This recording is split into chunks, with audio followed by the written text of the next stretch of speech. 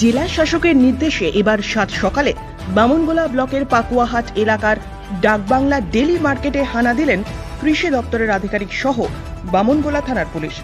দুর্গাপুজোর মুখে আলু সহ বিভিন্ন সবজি আনাজপাতির অগ্নিমূল্য, তাই খুচরো এবং পাইকারি বাজারে সবজি আনাজপাতির দাম নিয়ন্ত্রণেই এবার এই তৎপরতা।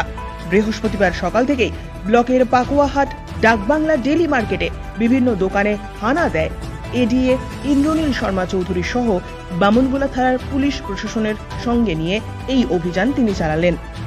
এ বিষয়ে এডিএ ইন্দ্রনীল শর্মা চৌধুরী বলেন, জেলা শাসকের নির্দেশে বামনগোলার বিভিন্ন মার্কেটে দ্রব্যমূল্যের দাম বেশি রয়েছে কিনা তা খতিয়ে দেখার নির্দেশ এসেছে, সেই কারণেই তারা নজরদারি শুরু করেছেন। বাজারে ক্রেতা থেকে বিক্রেতা সকলের সঙ্গেই কথা বলেন তারা। খুচরো এবং পাইকারি ব্যবসায়ীদের কাছে গিয়ে সবজি আনাজপাতির দরদাম খতিয়ে দেখেন। ক্রয় মূল্যের সঙ্গে বিক্রয় মূল্যের কতটা তফাৎ রয়েছে তা যাচাই করেন। কেউ অতিরিক্ত দাম নিলে তাদের সঠিক দাম নেওয়ার ব্যাপারেও সতর্ক করেন। বিভিন্ন বাজারে গিয়ে দেখা গেল কি রয়েছে বাজার মূল্য এবং সঠিক দাম নেওয়া হচ্ছে কিনা তাও খতিয়ে দেখা হয় এদিন। আলুর পাইকারি দোকানে সঠিক দাম ও রসিদ দেওয়া হচ্ছে কিনা সে বিষয়টাও খতিয়ে দেখলেন তিনি।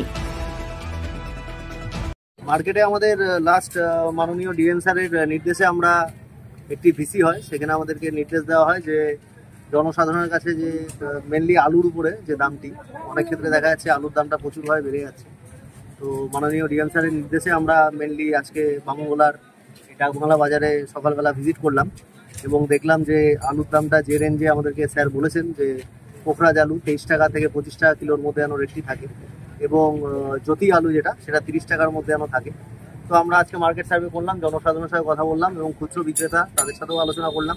তো অ্যাজ পার যা রেট আছে 23 থেকে 25 টাকা পোখরাজ এবং 30 টাকা কিলো জ্যোতি তার মধ্যেই আছে, সেরকম কোনো অভিযোগ আমরা পেলাম না।